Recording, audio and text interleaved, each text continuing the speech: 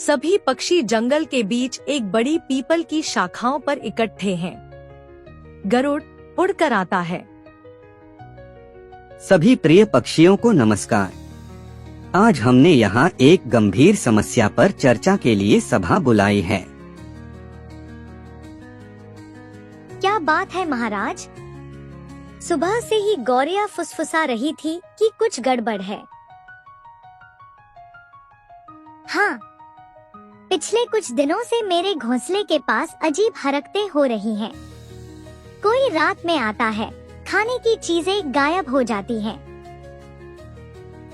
उल्लू धीरे और गंभीर आवाज में। मैंने भी कुछ देखा है। एक काली परछाई जो रात को उड़ती है बिना आवाज के। सभी पक्षी डर और हैरानी से एक दूसरे को देखते हैं। काली परछाई? क्या ये कौवा हो सकता है? अक्सर वो अकेला उड़ता है। कौवा गुस्से में। क्या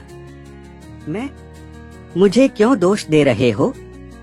मैं तो अपने काम से काम रखता हूँ। लेकिन तुमने कभी सभा में कुछ बताया क्यों नहीं? अगर तुमने कुछ देखा होता तो बोलते ना। शांति रखो। जब तक प्रमाण न हो, किसी पर आरोप लगाना गलत है। गरुड़ आदेश देता है कि उल्लू रात में निगरानी रखे और गौरैया निगाह रखे दिन में। घना अंधेरा, चांदनी रात। उल्लू दूर एक शाखा पर बैठा है। अब कोई नहीं छिप सकता। काली परछाई उड़ती है। उल्लू उसकी दिशा में देखता है। अरे, ये तो कोयल है। कोयल धीरे धीरे गौरैया के घोंसले के पास जाती है, कुछ निकालती है और उड़ जाती है। अगली सुबह का खुलासा।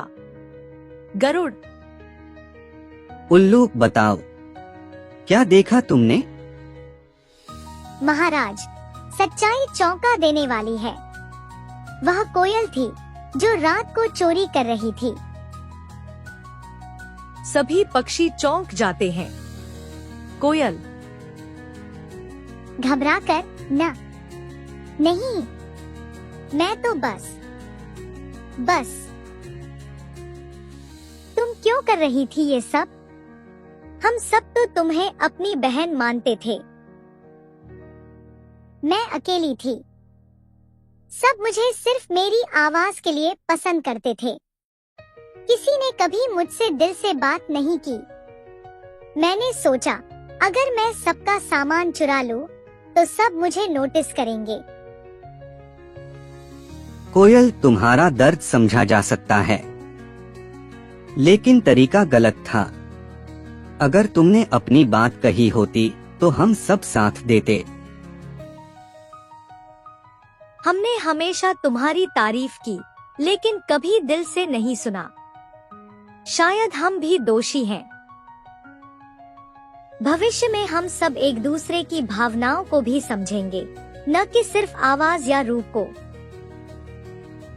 और कोयल बहन, तुम अकेली नहीं हो।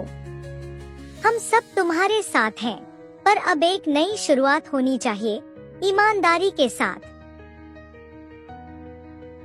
कोयल सबके सामने माफी मांगती है और सभी पक्षी तालियों की आवाज में उसका समर्थन करते हैं। गरुड़